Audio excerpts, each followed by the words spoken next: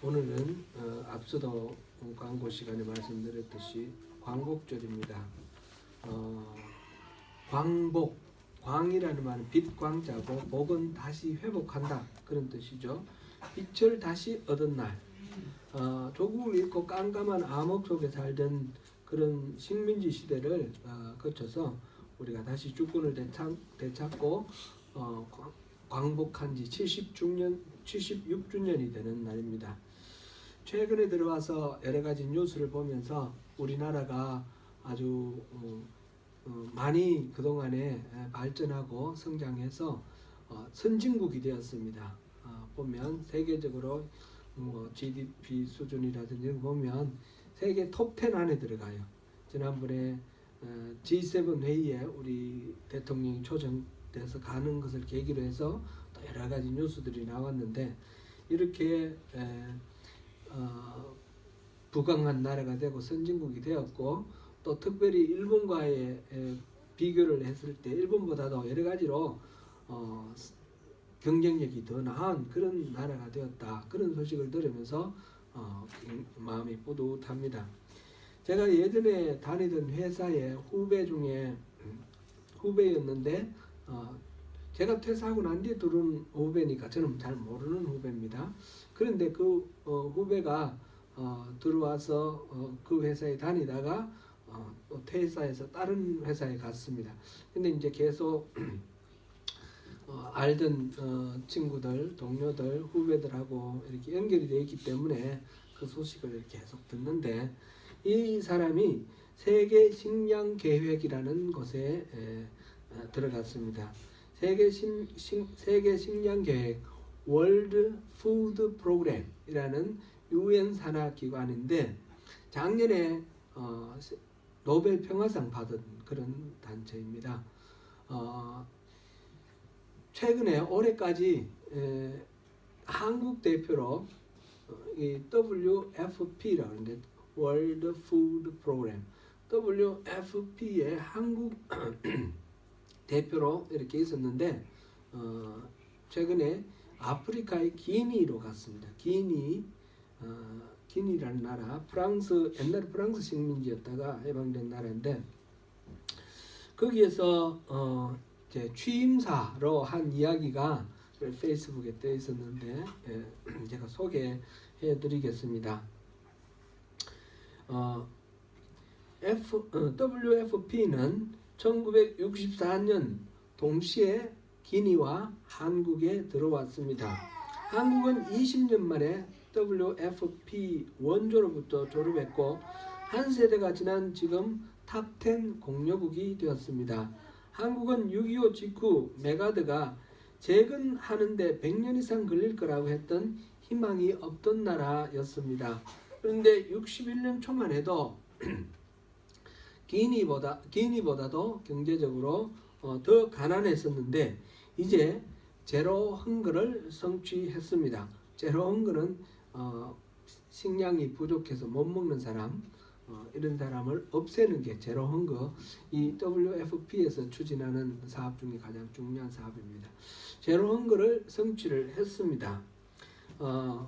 저희 목표는 단 하나입니다. 여기서도 기니에서도 한국처럼 제로 헝거를 달성하고 싶습니다.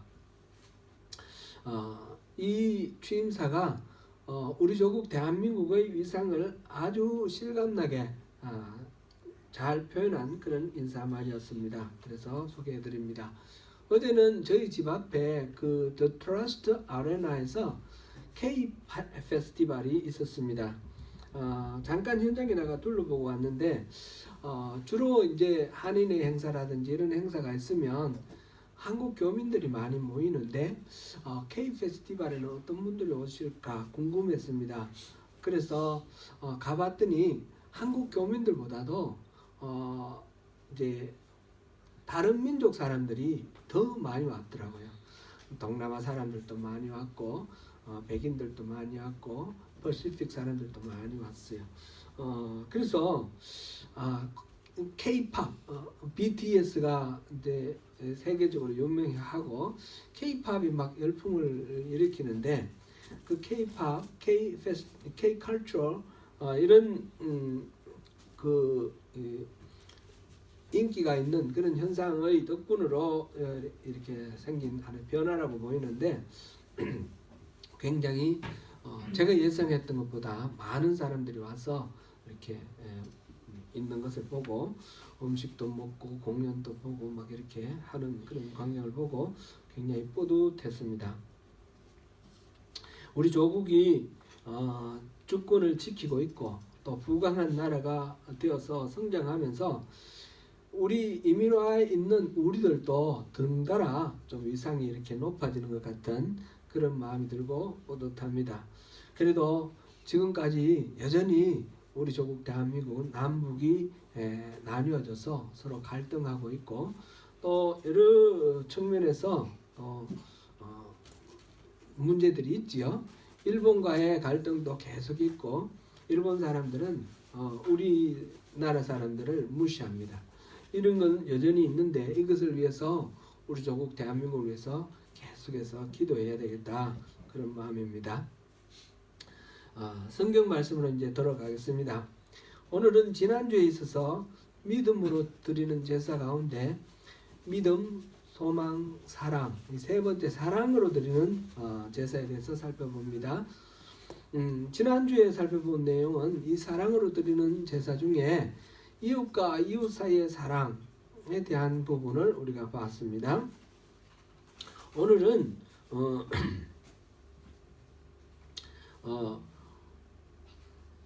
지난주에 한 것 중에 한 가지만 더 말씀드리면 우리가 이웃을 사랑할 만한 그런 사랑이 우리에게는 없습니다. 그런데 하나님이 우리를 사랑해 주시고 하나님이 우리를 버리지 아니하시겠다 하시고 떠나지 아니하시겠다 하시고 우리를 늘 지원해 주시니까 그 힘으로 우리가 다른 것 두려워하지 않고 사랑의 삶을 살 수 있다 하는 그런 것을 우리 지난주에 보았습니다. 오늘은 이제 이웃과의 사랑하고 또 다른 측면에서 하나님과 우리 사이의 이 사랑의 관계, 하나님께 우리 드리는 우리 사랑의 제사, 이거는 어떤 제사인가?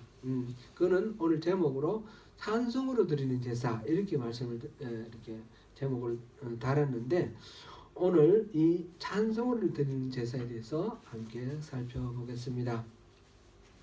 첫 번째로 우리가 생각해 봐야 될 부분은 이 찬송으로 드리는 제사는 우리의 제사를 받으시는 하나님에 대한 바른 이해부터 시작해야 되겠습니다. 우리가 이렇게 드릴 수 있는 제사, 그전에는 짐승 잡아 바치는 제사였습니다. 근데 이제 믿음으로 드리는 이 제사로 이렇게 완전히 다른 차원의 다른 제사를 드릴 수 있게 된 근본적인 그런 은혜는 어디에서 왔습니까? 우리 주 예수 그리스도가 십자가를 지셨기 때문에 그렇습니다. 그래서 이 예수님에 대한 바른 이해가 우리가 믿음으로 드린 이 제사의 가장 핵심이죠. 그래서 히브리서는 이때까지 계속해서 예수님이 어떤 분이신지 쭉 얘기를 해왔습니다. 오늘 본문에서는 이 예수님의 여러 특징 얘기할 내용들 다 있겠지만 영원하신 예수님, 어제나 오늘이나 변함없으시는 예수님, 그 예수님에 대해서 이야기를 하고 있습니다. 8절 같이 한번 읽어볼까요? 일단 예수 그리스도는 어제나 오늘이나 영원토록 동일하시니라. 광복전 독립운동을 그린 영화들이 최근 많이 나왔는데 그 중에 암살이라는 영화가 제가 아주 재미있으면서 감동적으로 봤던 그런 기억이 납니다. 혹시 못 보셨으면 한번 보실 만합니다. 암살 전지현이 주연을 했어요. 거기에서 변절자로 동료 독립운동가를 팔아먹은 그런 사람, 일본 당국에 밀고 하여서 그 대가로 안락한 삶을 살게 된 염석진이라는 사람이 나오는데 이정재가 그 역할을 맡았던 사람이 있죠. 해방 이후에 이 사람이 반민족특별위원회 반민특위에 잡혀갔습니다. 잡혀갔는데 거기에서 내가 진정한 애국자고 내가 참된 독립자다 그러면서 자기 옷을 벗어가지고 여기 어디에서 맞은 총알 자국 여기고 뭐 여기고 여기 가면 총알 자국을 보여주면서 그렇게 자기의 그 정당성을 주장하고 그래서 무죄를 풀려났죠. 무죄를 풀려났는데 해방되기 전에 이 염석진을 죽이라라는 그 임시정부 주석 김구 주석의 명령을 받은 사람이 자격이 있었어요. 그 중에 한 사람이 이 전지현 씨가 분한 그 안윤옥이라는 사람인데 한윤옥하고 또 다른 한 후배하고 그렇게 두 사람이 이제 이 염석진을 죽이러 왔습니다. 해방이 됐지만 그래가지고 처벌을 받으면 괜찮은데 처벌을 안 받고 뻔뻔스럽게 또 자기가 독립운동가라고 그러고 그래서 풀려나와 있으니까 이제 이 미처 수행하지 못한 임시정부 주석의 그 명령을 수행하기 위해서 그 염석진을 죽이러 왔습니다. 그래서 염석진에게 물어봅니다. 왜 배신했느냐? 그렇게 말했을 때 염석진이가 하는 대답이 우리나라가 해방될 줄 몰랐으니까 그렇게 말을 합니다. 해방될 줄 몰라서 그래서 해방 안 될 거라고 생각하고 그렇게 배신을 했다라는 거죠. 일제치하에 우리가 해방될 줄 알았던 사람은 실제로 매우 드뭅니다. 28 동경 유학생 독립선언문을 작성했던 사람이 춘원 이광수입니다. 춘원 이광수 독립선언문을 만들었던 그가 변절해서 일제의 앞잡이가 되었습니다. 3.1운동 그때 3.1 독립선언서를 만든 사람이 최남선입니다. 육당 최남선. 육당 최남선도 변절을 하여서 일제의 앞잡이가 되었습니다.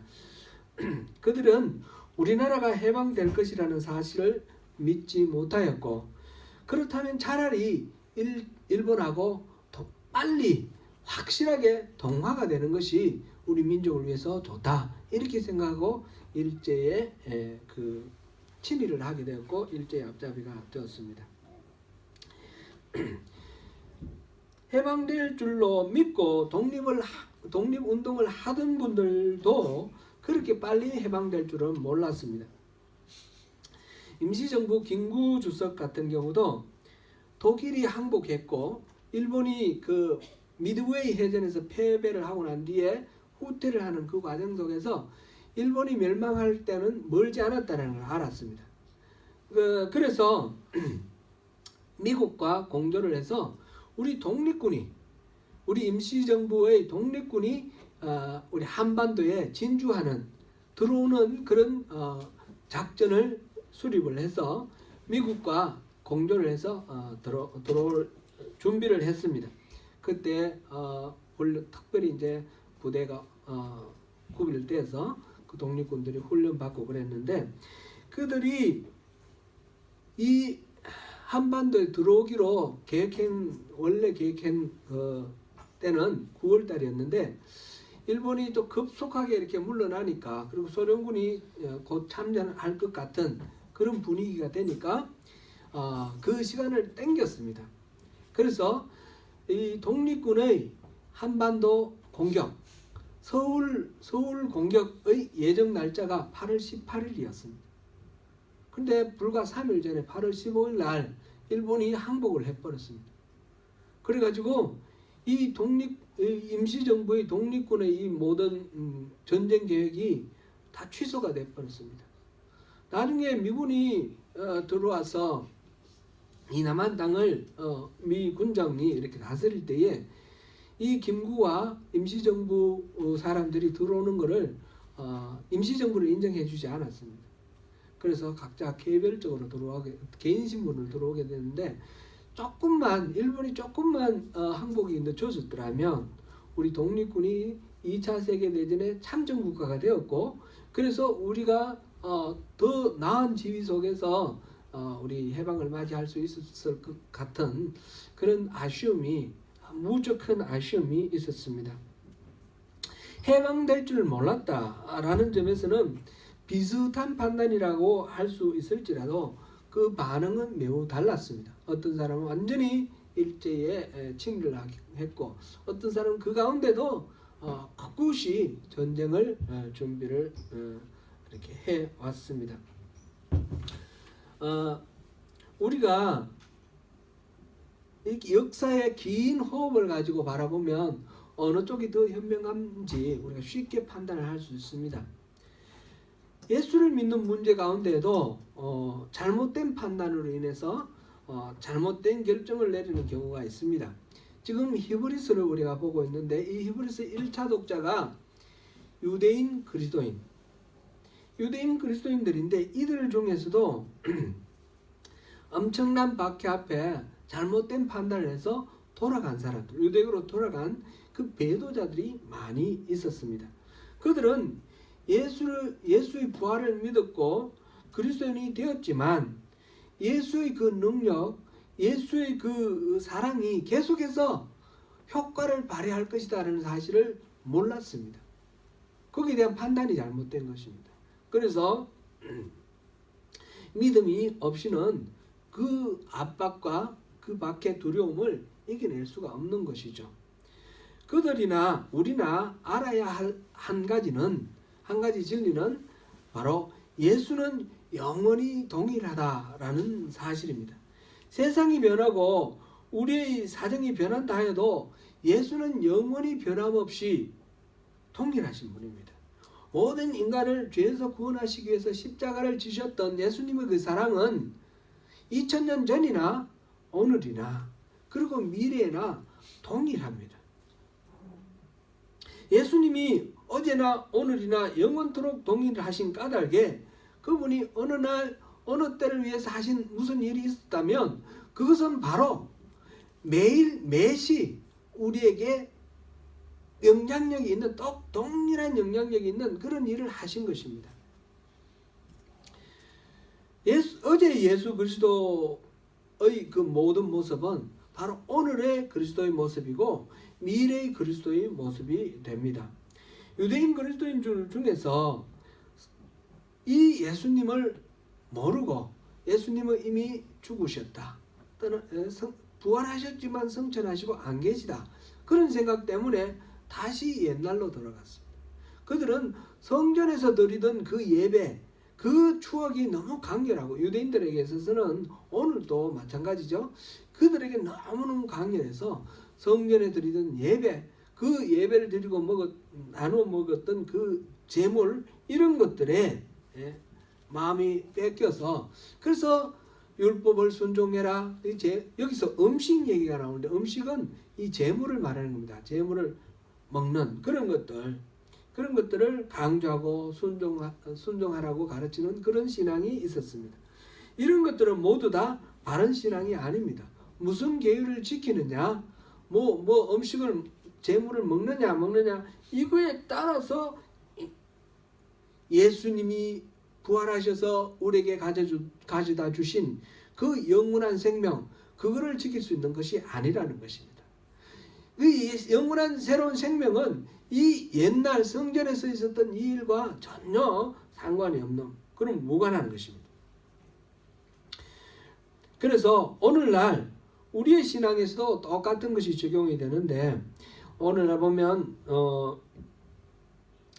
그 성경 말씀에 대해서, 교리에 대해서 또 여러 가지 가르침이 있고, 또 신학교도 나오고 새로운 신학이 나오고 조류들이 나오는데, 그런 것들 수많은 신학이나 분파들, 이거 다 중요하고 의미 있고 가치가 있다고 말할 수 있겠지만, 핵심적인 신앙의 본질을 건드린다면, 그거를 떠난다면 아무 소용이 없는 것이 됩니다.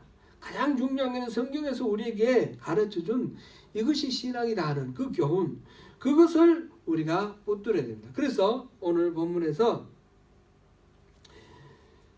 9절, 여러 가지 다른 교훈에 끌리지 말라, 그렇게 말하고 있습니다.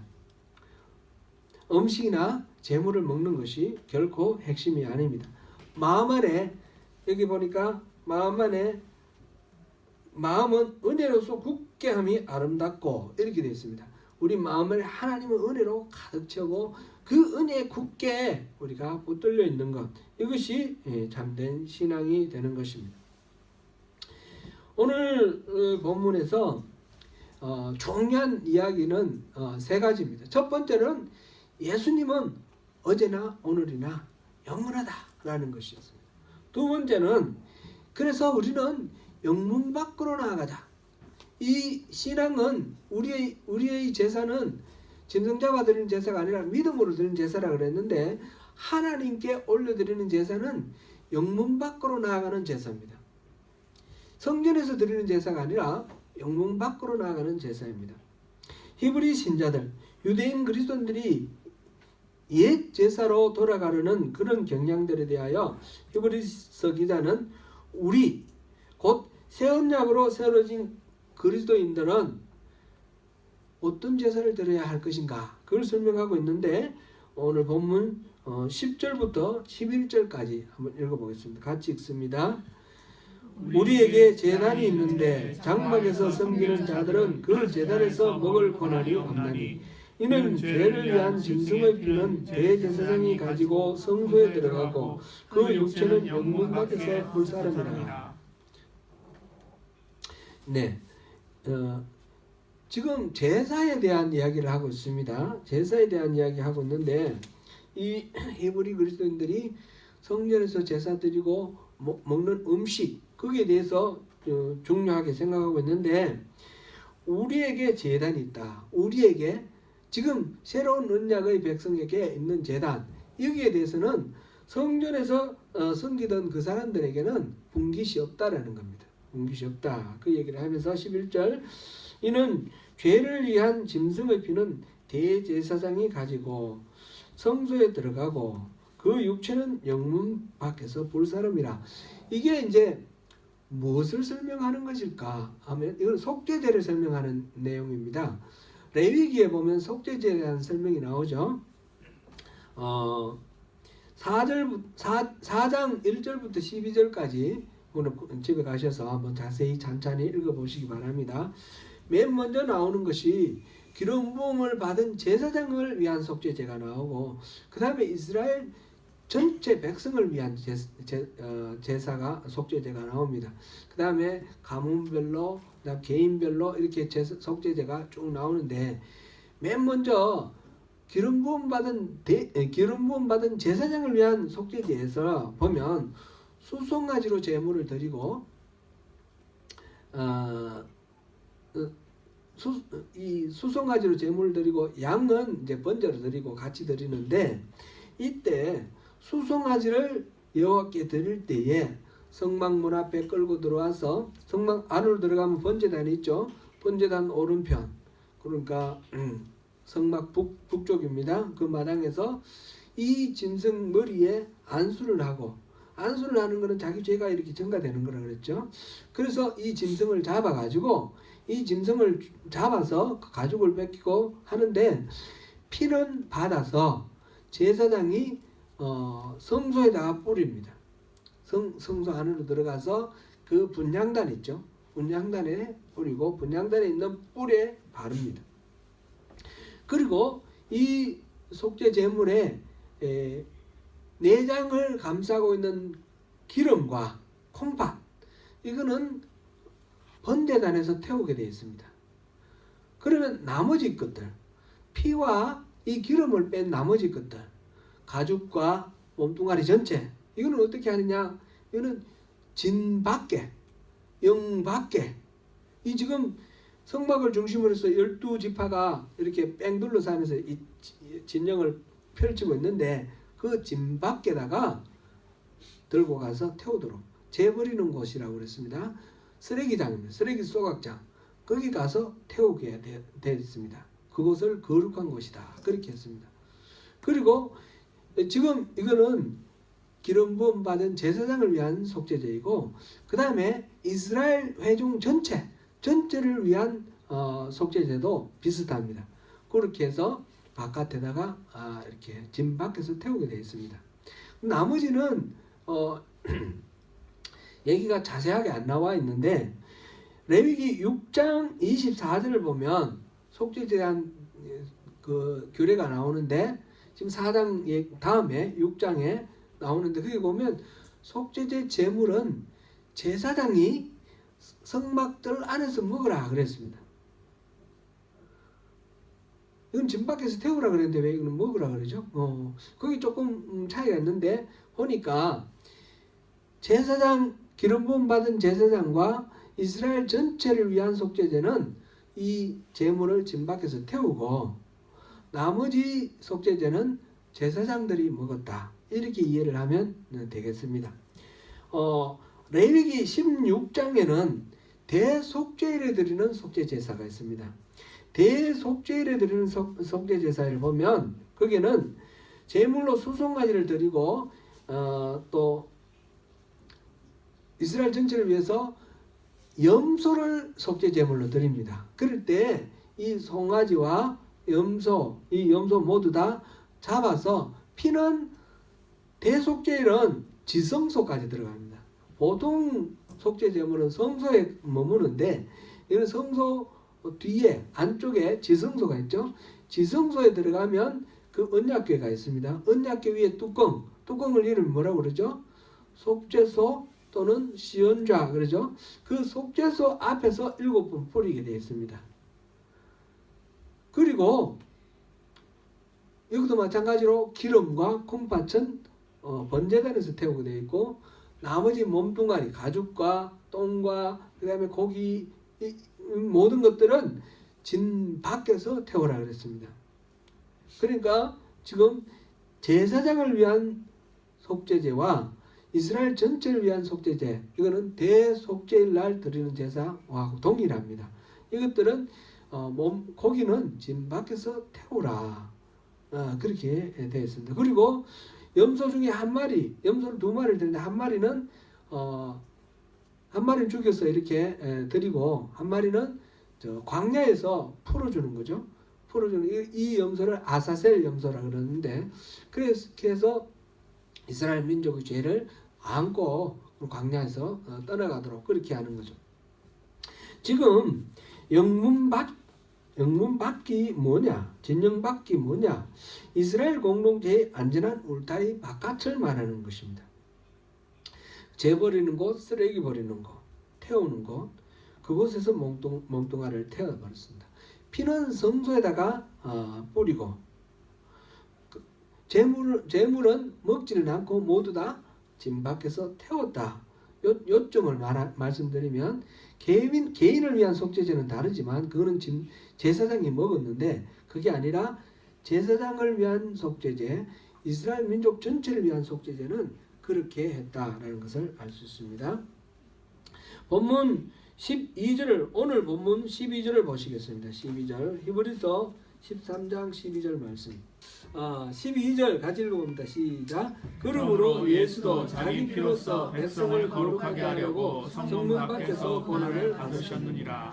바로 이 속죄 제물이 피는 성소에 들어가고 그 몸은 육체는 진 밖에서 태워졌던 것처럼 예수님께서는 진 밖에서 십자가의 고난을 당하시고 죽으시고 피는 성소에 실질적으로 피지컬리 그 피가 성소에 들어진 건 아닌데 예수님의 보혈의 피로 인해서 우리가 속죄함 받잖아요. 그래서 예수님께서 하나님 보좌 우편에 앉으셨잖아요.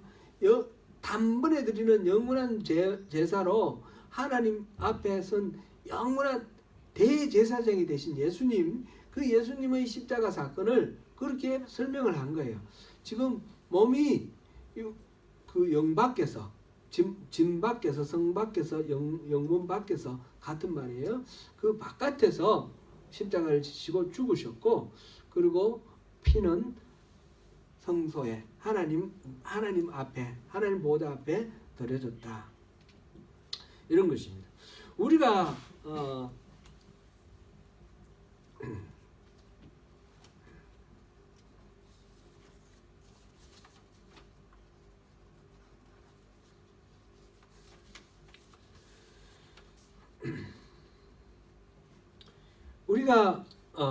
이 예수님의 이 십자가 사건을 통해서 우리가 우리는 그러면 어떻게 제사를 지내야 될 건가 하는 그런 힌트를 얻는데 그게 13절입니다. 13절 보시겠습니다. 같이 읽습니다. 그런즉 우리도 그의 치욕을 짊어지고 영문 밖으로 그에게 나아가자. 여기서 그는 예수님이죠. 예수님이 자기 피로서 그 백성을 거룩하게 하시려고 영문 밖에서 고난을 당하시고 죽으셨으므로 우리도 예수님과 하나가 되기 위해서 우리도 치욕, 수치를 짊어지고 영문 밖에 나가서 예수님을 만나자라는 것입니다. 그것이 우리가 드릴 제사라는 것입니다. 영문 밖으로 나가자라는 그런 말은 그러니까 무슨 이야기가 됩니까? 안전한 진영 안에 있지 말고 바깥으로 나가라는 겁니다. 예루살렘 안에 있지 말고 바깥으로 골고다 언덕으로 나가라는 그런 말씀입니다. 단순하게 표현을 하자면 이스라엘 공동체의 그 안정적인 울타리 안에 있지 말고 밖에 나가서 수치를 짊어지고 밖에 나가서 죽으라, 그런 이야기죠. 예수님은 유태교의 그 울타리 안에 있지 아니하시고 그 울타리를 벗어나서 영문 밖에서 십자가를 지셨습니다. 우리가 우리의 신앙생활을 돌아볼 때 예수님이 그 거절하시고 깨뜨리시려고 하셨던 그 울타리가 뭔가? 그거는 율법을 지켜야만 된다는 거예요. 하나님 뜻과 상관없이 율법을 지키는 여러 가지 의식, 리추얼을 통해서 하나님을 감동시키고 자기의 구원을 얻고자 하는 그런 것이었습니다. 마찬가지로 오늘날 우리도 리추얼을 통해서 우리의 의를 이루고 하나님을 감동시키려고 하는 그런 모든 종교적인 의식, 그것의 울타리를 벗어나야 된다는 것입니다. 그것을 벗어나면 바깥에 영문 밖에 누가 있습니까? 예수님이 계십니다. 예수님을 만나자는 겁니다. 말은 한마디로 단순하게 표현하면 우리가 율법주의적인 여러 가지 신앙의 그 형식적인 그런 리추얼을 버리고 참된 하나님의 품으로 들어가자. 참된 신앙으로 들어가자. 그것이 지금 여기서 영문 밖으로 나가자라는 말의 의미입니다. 신앙은 리추얼을 행하는 것이 신앙이 아닙니다. 규칙에 따라서 정해진 순서를 다 행하는 것이 신앙이다 이렇게 생각하면 그건 오산입니다.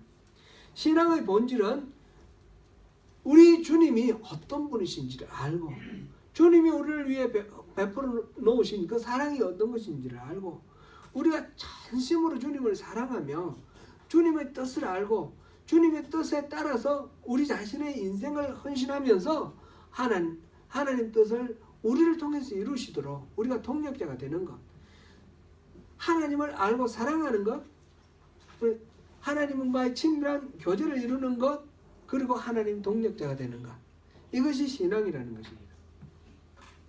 신앙은 그래서 리추얼이라는 건 굉장히 중요하죠. 주일 성수하고 예배 드리고 이렇게 하는 건 다 중요하지만 이것으로 우리 신앙생활이라고 생각해버리면 부족한 겁니다. 이거는 어디까지나 수단이고 방편이고 도구인 것입니다. 리추얼은 참된 신앙의 도구다, 방편이다, 그렇게 생각해야지 이것이 목적이 되어버리면 안 된다라는 것입니다. 그래서 우리는 그렇게 나가는 과정 속에서 여러 가지 핍박도 있을 것이고 수치도 있을 텐데 그런 것 아랑곳하지 말고 주님을 만나라, 나가서 친밀한 교제를 이루라, 그것이 참된 신앙이다, 그런 이야기입니다.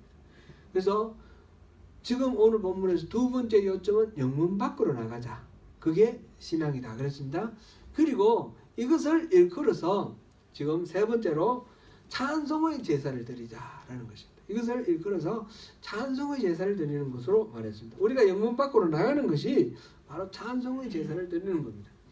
우리가 수치를 짊어지고 주님께 나아가서 제사를 드릴 때에 그것은 다름이 아니라 찬송의 제사입니다. 호세아 14장 2절을 보시겠습니다. 호세아 14장 2절. 너는 말씀을 가지고 여호와께로 돌아와서 아뢰기를 모든 불법을 제거하시고 선한 말을 받으소서. 우리가 수송아지를 대신하여 입술의 열매를 주게 되리라 하다. 호세아서가 이때는 북왕국 이스라엘의 선지자 호세 아닙니까? 남왕국의 이사야가 활동할 그 당시인데, 말하자면 이스라엘이 멸망당하기 한 200년 전 이야기입니다. 그때에 이 선지자가 말하는 게 성전에서 제사 드리는 거, 그거를 부인하는 듯한 그런 이야기합니다. 짐승을 잡아 드린 제사가 아니라 입술의 열매를 드리자, 찬미를 드리자, 그렇게 지금 이야기하고 있습니다. 우리가 지금 드려야 할 제사는 이제 입술로 드리는 제사, 입술의 열매, 아름다운 노래로 하나님을 찬미하는 그런 찬미의 제사를 드리는 것입니다. 찬양은 다른 말로 이 하나님을 찬미하는 것은 감사를 표현하는 것입니다. 찬미의 제사는 감사의 제사다, 이렇게 말할 수가 있습니다. 입술의 열매로 찬송의 이 제사를 드릴 때에 입술로만 제사를 드릴 수는 없습니다. 시편 40편 3절을 우리 같이 한번 읽어보겠습니다. 시편 40편 3절입니다. 시작. 새 노래 곧 우리 하나님께 올릴 찬송을 내 입에 두셨으니 많은 사람이 보고 두려워하여 여호와를 의지하리로다. 새 노래로 하나님을 찬송하는 노래를 들을 때에, 하나님께 들을 때에 사람들이 듣고입니까? 보고입니까? 보고. 노래를 부르는데 노래를 봅니까? 이게 무슨 의미죠? 노래를 듣는 것이 아니라 찬미하는 우리를 본다는 겁니다. 찬미하는 우리의 모습을 보고 두려워한다 그랬습니다. 누구를 두려워합니까? 찬미하는 나를 두려워하는 것이 아니라 나의 찬미를 받으시는 하나님을 두려워하는 것입니다. 우리가 하나님을 찬양을 할 때, 우리 찬양할 때 우리 입술에 나오는 그 소리에 관심을 갖는 것이 아니라 우리가 찬양하는 그 삶의 모습을 보고 사람들이 이야, 저 사람들이 섬기는 하나님 대단하구나 라고 두려워하게 된다는 것입니다.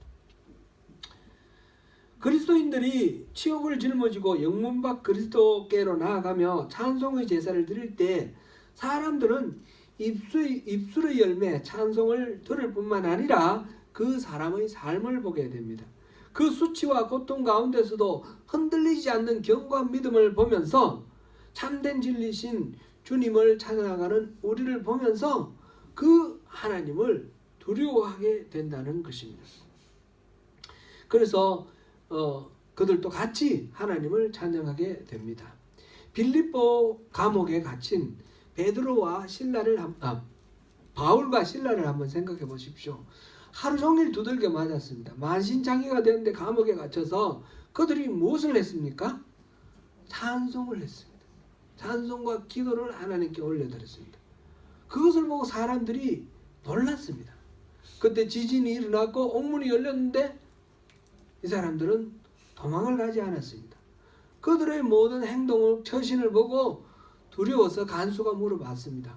우리가 어떻게 하면 구원을 얻겠습니까? 사람이 드리는 그 찬미로 드리는 이 제사는 입술로만 드릴 수 있는 것이 아니라 하는 것을 우리가 알 수가 있고요. 여기에 동반되는 두 가지 현상이 있습니다. 두 가지 현상이 바로 이어서 나오는 16절, 17절입니다. 16절에는 선행을 하는 것입니다. 선행. 17절은 순종과 순종입니다. 순종. 16절에 그 선을 행하고 나누는 삶을 계속하는 것은 지난주에 살펴본 그 이웃 사랑의 그 제사, 사랑으로 드리는 제사와 동일합니다. 하나님은 이 같은 제사, 선행을 하고 이웃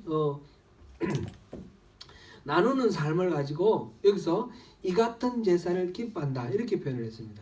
우리 일상의 삶 속에서 선을 행하고 나누는, 이웃에게 우리 사랑을 나누는 행위를 여기서 제사라고 표현했는 것을 우리 분명히 확인할 수 있습니다. 삶의 제사인 것이죠. 그래서 17절에서 말하는 것은 공동체 안에서의 질서와 화목을 가리키는 말입니다. 특별히 교회 공동체에서 인도자 곧 하나님 말씀을 전하는 목회자와 성도들과의 관계를 가리키는 말입니다. 이 말은 7절과도 관련이 되는데 7절 우리가 안 보고 지나갔는데 다시 한번 읽어볼까요? 돌아가서 7절 같이 읽습니다. 하나님의 말씀을 너희에게 일러주고 너희를 인도하던 자들을 생각하며 그들의 행실의 결말을 주의하여 보고 그들의 믿음을 본받으라. 하나님의 말씀을 너희에게 일러주고 너희를 인도하던 자들이 누구겠습니까? 처음 복음을 전해준 선교사일 수도 있고 전도자일 수도 있습니다. 그러나 보편적으로 일상적으로 보면 우리 루틴한 매일매일의 삶에 우리의 신앙의 현주소를 살펴보면 이거는 바로 목회자를 일컫는 말입니다.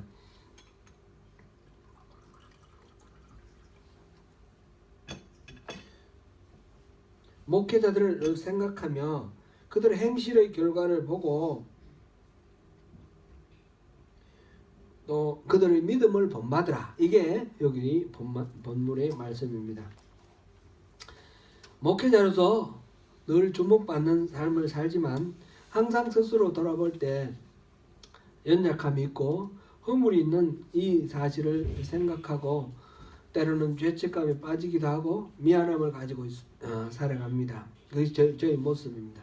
그러나 흔들리면서도 하나님 뜻대로 살려고 또 애쓰면서 하나님 은혜를 구하고 살아가는 것이 저의 모습입니다. 제가 그래서 의로워서 당당한 것이 아니라 십자가 보혈을 의지해서 당당하게 살려고 합니다. 그것을 알아주시기를 당부드립니다. 그것이 지금 17절에서 하는 이야기도 같은 것이죠. 너희를 17절 우리 같이 한번 읽어볼까요? 너희를 인도하는 자들에게 순종하고 복종하라. 그들은 너희 영혼을 위하여 경성하기를 자신들이 청산할 자인 것 같이 하느니라. 그들로 하여금 즐거움으로 이것을 하게 하고 근심으로 하게 하지 말라. 그렇지 않으면 너희에게 유익이 없느니라. 너희를 인도하는 자들, 여기도 마찬가지로 목회자를 의미합니다. 그들에게 순종하고 복종하라. 그들은 너희의 영혼이 경성하기를 마치 자기가 계산할 거 있는 것처럼 그렇게 한다. 그렇게 말하고 있습니다. 그러므로 그 목회자들을 생각할 때 즐거움으로 그렇게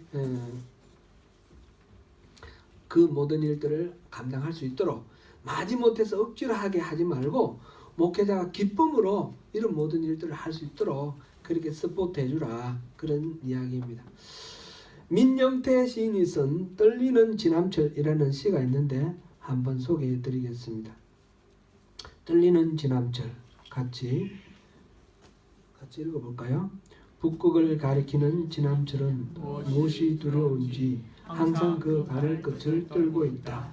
여인 바늘 끝이 떨고 있는 한 그 지남철은 자기에게 지니워진 사명을 완수하려는 의사를 잊지 않고 있음을 분명하며 바늘이 가리키는 방향을 믿어도 좋다. 만일 그 바늘 끝이 불안스러워 보이는 전류를 멈추고 어느 한쪽에 고정될 때 우리는 그것을 버려야 한다. 이미 지남철이 아니기 때문이다.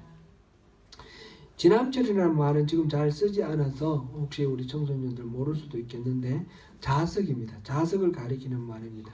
나침반 콤파스에 거기 올려져 있는 그 지남철 자석, 그 자석을 한번 생각해 보세요.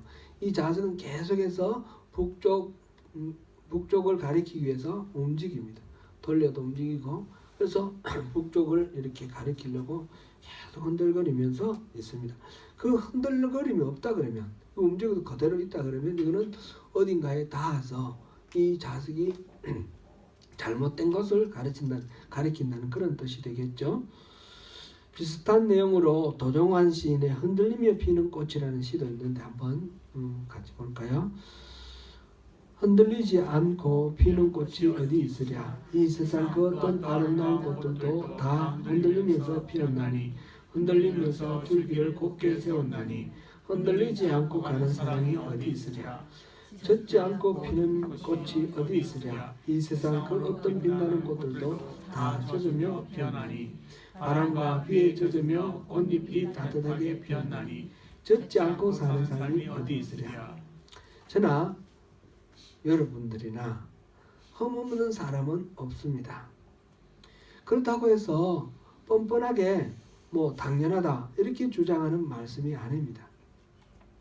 그런 험결이 있음에도 불구하고 성경에서는 그들의 믿음을 본받으라 이렇게 하고 있으니 그 대상이 되고 있는 목회자로서 얼마나 떨리고 두렵겠는가 하는 그런 말씀을 드리는 것입니다. 17절 말씀에 너희를 인도하는 자들에게 순종하고 복종하라 했습니다. 오늘날 목회자가 제멋대로 교회를 농단하고 전횡하는 나쁜 사례들이 너무 많기 때문에 목회자에게 순종하고 복종하라 라는 말이 무섭기도 합니다. 두렵기도 하고요. 그러나 분명한 것은 흔들리면서도 여기 본문에서 말하는 그들은 너희 영혼을 위하여 경성하기를 자신들이 청산할 자인 것 같이 하느니라 하는 이 표현대로 살려고 분투하고 있다는 말씀을 드립니다. 분명한 것은 목회자를 불신하고 목회자와 불편한 관계가 되면 신앙생활에 여러 가지 손해가 있습니다. 여러분 가운데는 없으실 것이라고 생각하지만 혹시나 불편하고 관계가 이렇게 막혀있다 이렇게 생각되신다면 그런 것은 우리가 같이 풀어나가도록 그렇게 하면 좋겠습니다. 제 말씀을 드려야 되기 때문에 굉장히 좀 제가 부담스럽기도 하고 낯이 간지럽기도 하고 막 그런데 그래도 이게 오늘 본문의 말씀이니까 제가 말씀을 드립니다. 목회자하고는 관계가 좋아야지 신앙생활이 편합니다. 목회자하고 불편한 관계에 있으시면 꼭 푸십시오. 그리고 자녀들 앞에서 목회자 욕하는 것은 자녀들에게 믿음에 심각한 손상을 끼칠 그런 우려가 있습니다. 그런 사례들을 우리가 얼마든지 또 많이 봅니다. 절대로 자녀들 앞에서 목회자들을 비방하고 또는 교회를 이렇게 헐뜯고 이런 것은 우리가 주의를 해야 됩니다. 제가 무슨 이런 말씀 드리는 것이 협박하고 공갈치려고 하는 것은 아니라는 것을 아시죠? 전 진정으로 여러분 모두와 깊이 신뢰하면서 친밀한 사랑의 관계에 있기를 원합니다. 소망합니다. 하나님을 향한 사랑의 제사는 입술의 찬미와 아울러서 선한 행실을 하는 것과 교회 안에 그 목회자와 성도들 사이에 아름다운 사랑의 관계를 맺는 것. 교회 공동체가 이렇게 아름답게 되는 것이라 그랬습니다. 우리가 말로만 찬양하는 것이 아니라 교회 안에 이렇게 선행과 서로를 향한 사랑이 이렇게 무르익어 있고 넘칠 때에 그 입술로 하는 찬양이 진짜 찬양, 진정한 찬양이 되는 것입니다. 말로는 늘 하나님을 찬양할 때 맨날 싸우고 맨날 문제가 나쁜 그런 행위를 한다 그러면 그것을 보고 누가 감동을 받고 누가 하나님을 두려워하겠습니까? 하나님을 향한 사랑의 제사는 바로 그런 것입니다. 입술의 참여와 아울러 선한 행실을 하는 것과 교회 안에서 화목하여 서로 사랑함으로 표현되며 온전해진다는 사실을 다시 한번 주지하면 좋겠습니다. 저를 위해서 또 많이 기도해 주십시오. 이 히브리서 기자도 우리를 위해서 기도하라 그랬습니다. 특별히 리더를 위해서 기도를 많이 해 주십시오. 리더가 잘못되지 않도록, 그릇된 가르침에 빠지지 않도록, 그리고 잘못된 죄를 짓지 않도록, 흔들리는 가운데서 끊임없이 흔들리며 북쪽을 찾는 그 지남철처럼 끊임없이 흔들리면서 꽃을 피워나가는 그 꽃들처럼 실수하고 실패하고 흔들리지만 또 일어나서 하나님 앞에 바로 서려고 애쓰고 하는 그 지도자를 위해서, 저를 위해서 기도해 주십시오. 사랑하는 성도 여러분, 저와 함께 한 마음이 되어서 참으로 바르고 신실한 신앙을 찾아가십시다. 신앙 다 똑같은 것이 아닙니다. 참으로 성경적인 교회, 하나님이 기뻐하시는 소망교회를 함께 이루어 나가십시다. 하나님이 기뻐하시는 제사는 찬송으로 드리는 제사, 삶으로 하나님을 찬송하며 모든 어렵고 힘든 난관들을 믿음으로 극복하며 나아가는 제사입니다. 그 제사는 이웃사랑의 제사이며 지도자와 온전히 하나가 되어서 예수 그리스도께서 요한복음 17장에서 그 대제사장의 기도를 하나님께 드릴 때 간구하신 것처럼 아버지 하나님과 우리 주님 예수와 우리가 온전히 하나가 된 아름다운 사랑의 공동체를 함께 이루어 가십시다.